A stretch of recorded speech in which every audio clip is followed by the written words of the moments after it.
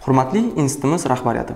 Mening ismim Abdumalik Qahhorov va men Toshkentdagi Singapur Management rivojlantirish instituti 2-bosqich talabasiman. Va shu bilan birga bizning institutimiz ma'muriyatiga biz tomonidan o'tkazilgan kichik kuzatuv natijalari bo'yicha rasmiy video tarzda murojaat qilishni qaror qildim. Men nafaqat institut talabasiman, balki institutimizning ichki va tashqi siyosatida ham faol ishtirok etishga harakat qilaman va umumiy uyimizning maqomini va obro'sini oshirish uchun qo'limdan kelgancha yordam beraman. Ushbu video murojaatda hech qanday tashviqot mafkurasini ifodalamaydi va odamlarni O'zbekiston Respublikasi qonunchiligida taqiqlangan harakatlarni amalga oshirishga va shuningdek men va institut tomonidan imzolangan kontraktga xilof tarzda harakat qilishga chorlamaydi. Shuningdek, ushbu murojaat bilan institutimiz ma'muriyatiga institutimiz talabalarining hayoti bilan bog'liq bo'lgan qaror va vazifalarni qabul qilish va amalga oshirishda yordam berishni va ularni qo'llab-quvvatlashga harakat qilaman.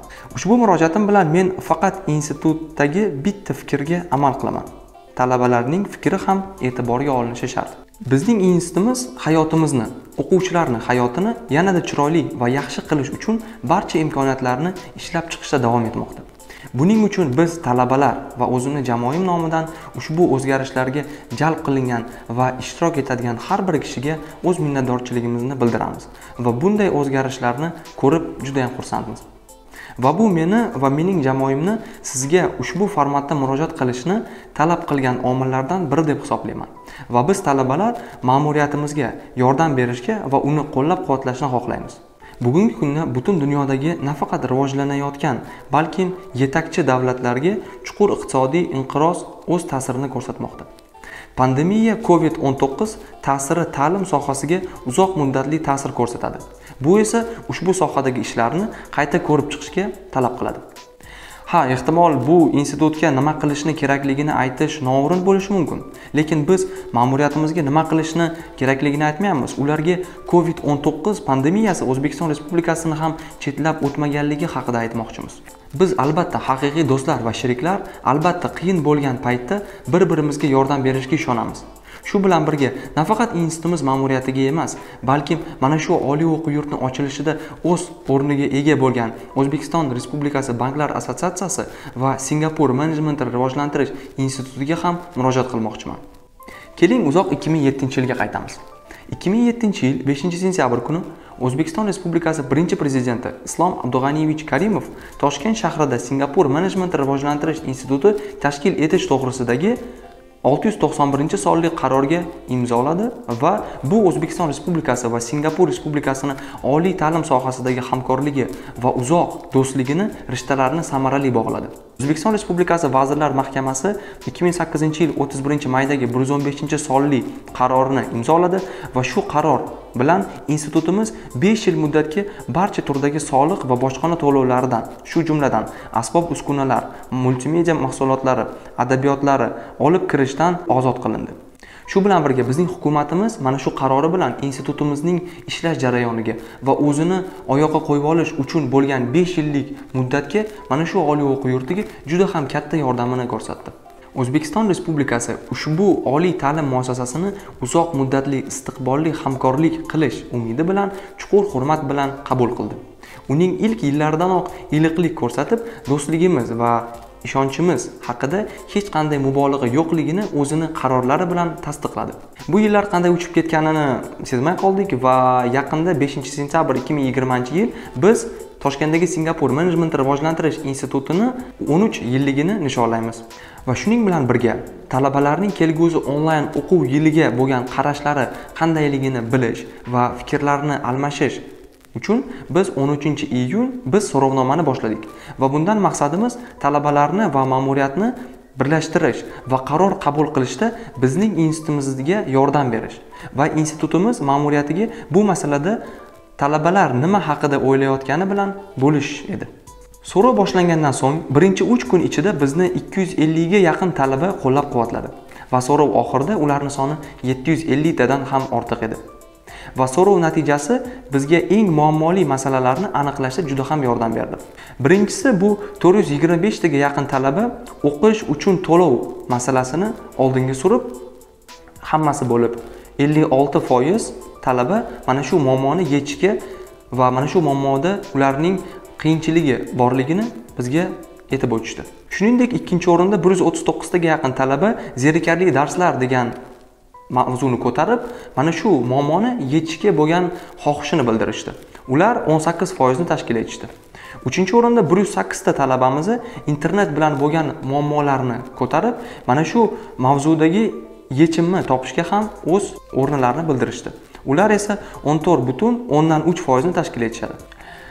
Agar har bir savol, har bir muammoga birma-bir o'tadigan bo'lsak, unda zerikarli darslar bu savol jihatidan biz o'qituvchilarimiz bu masalada puxta bir yechim topishga ishonamiz va o'qish jarayonining onlayn bo'lishiga qaramasdan yanada yorqin va qiziqarli tadqiqotlar va darslar o'tkazishiga qodir ekanligiga ishonamiz. Agar internet aloqasi haqida gapiradigan bo'lsak, talabalar onlayn rejimda o'qishlari aniq bo'lganligidan so'ng, ular tezroq va ko'proq hajmdagi optimal internet paketlarini sotib olishga harakat qilishadi. Agar internet ishlashi yomon bo'ladigan bo'lsa, unda darslar jarayoni yozib olinadigan videolarni Blackboard platformasidan yuklab olishlari mumkin. Bu unday katta muammo tug'dirmaydi degan umidamiz. Lekin bu yerda biz shartnoma yoki kontrakt to'lovi masalasiga to'xtalib o'tmasak bo'lmaydi va bu eng dolzarb mavzulardan bittasi hisoblanadi. Biz shartnoma miqdorini kamaytirish va shartnomaga umumiy miqdori 10 dan 20% gacha bo'lgan chegirmani taqdim etish tizimini joriy etishingizni taklif qilmoqchi bo'lardik. Qisqacha tushuntirib o'taman. O'lchov sifatida 2019-2020 o'quv yili yakuniy imtihonlari natijalarini olish taklifini oldinga surmoqchimiz. Ya'ni o'rtacha bahosi 60% dan ortiq bo'lgan talabalarga 10% li chegirma berishni va o'rtacha bahosi 75% dan oshgan talabalar uchun 20% li chegirma berishingizni so'raymiz. Chunki ular eng ilg'or va iqtidorli talabalar va o'quvchilar qatoriga kiradi va buni institut ham tan olishi kerak.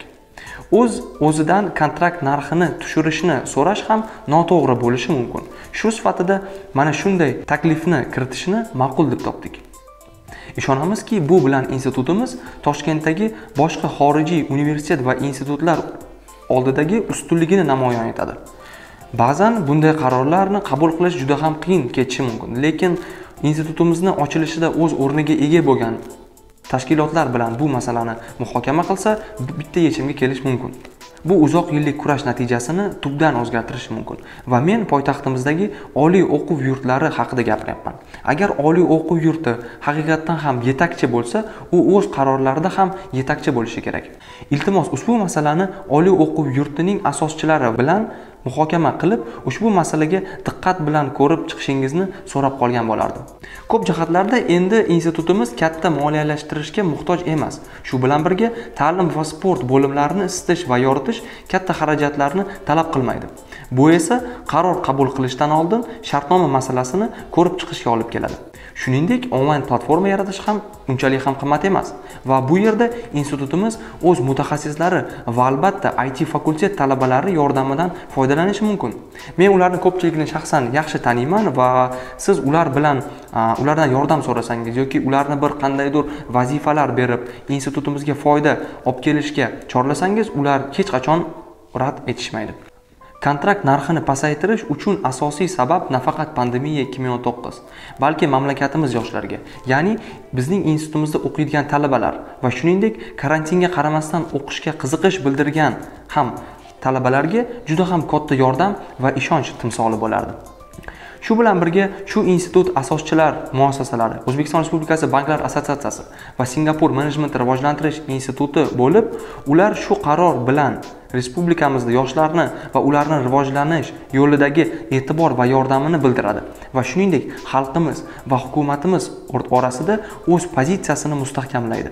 Bundan tashqari, ular O'zbekiston Respublikasi birinchi prezidenti Islom Abdug'aniyevich Karimov tomonidan o'z yelkalariga yuklangan ishonchni oqlashadi. Lekin afsuski, ba'zan biz shunday holatlarga duch kelamizki, universitet nafaqat kontrakt narxini oshiradi, balki shuningdek geometrik progressiyada ko'proq va ko'proq abituriyentlarni qabul qilishni oshiradi. Bu albatta ma'muriyat ishiga salbiy ta'sir ko'rsatishi mumkin. Shuningdek, talabalar bilan ishlash darajasiga ta'sir ko'rsatib, noqulaylik tug'diradi. Biz institutimiz bilan bunday holat bo'lishini aslo istamagan bo'lardik va biz shu narsaga ishonchimiz komilki, kontrakt masalasida talabalarning fikri hisobotga olinib, shu holda mana shu muammo hal qilinadi va biz shu narsaga ishonamizki, bizning ko'rib turgan insonlar ichidan ozgina bo'lsa ham shunday insonlar borki, bugungi qilingan yaxshilik kelajakda o'z mevasini berishiga ishonadi. Kontrakt to'lash bilan birga bizda yana bir kichikgina taklif bor edi va bu albatta kontrakt uchun to'lov muddati bilan bog'liq.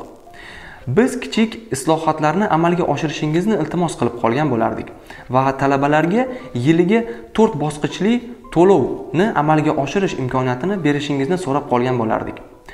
Har oylik to'lov bizning buxgalteriyamiz va moliyachilarimiz uchun noqulaylik tug'dirishi mumkin. Lekin yiliga 2 marta bo'lsa o'qish uchun pul to'layotgan insonlar yoki oilalar uchun ham noqulaylik bo'lishi mumkin. Va shuning uchun 4 bosqichli o'qish uchun to'lov tizimini amalga oshirishingizni so'rab qolgan bo'lardik. Agar o'zgarishlar haqida gapiradigan bo'lsak, so'nggi yillarda institutimiz tubdan o'zgardi. Talabalar manfaati uchun katta ishlar qilindi va shu bilan birga talabalarga ko'proq va ko'proq e'tibor berildi. Ta'lim va sport yo'nalishida ham yangi g'oyalar joriy etildi. Va shu bilan birga men o'z jamoam va talabalarimiz tomonidan institutimiz rektori Dr. Jasur Salihov va uning mehnatkash jamoasiga o'z minnatdorchiligimni bildirmoqchiman. Biz ma'muriyatimizning barcha a'zolariga chuqur hurmat va muhabbat bilan qaraymiz va kelajagimiz uchun qilayotgan mehnatlaringiz va g'ayratingizni ko'rishdan juda ham xursandmiz. Shuningdek, bu ko'tarinki kayfiyatda biz bugungi rasmiy video murojaatimizni yakunlamoqchimiz. Va institutimiz ochilishiga oid bo'lgan muassasalar va ma'muriyatimizga institutimiz talabalari tomonidan ko'rsatilgan fikr va mulohazalarni inobatga olib, yana bir bor kontrakt narxini ko'rib chiqishingizni so'rab chiqqan bo'lardim va bunga biz juda ham ishonamiz. Siz bilan men Toshkent shahridagi Singapur Management rivojlantirish institut talabasi va albatta Whiteboard jamoasining bosh menejeri Abdumalik Qahhorov bo'ldik. E'tiboringiz uchun rahmat.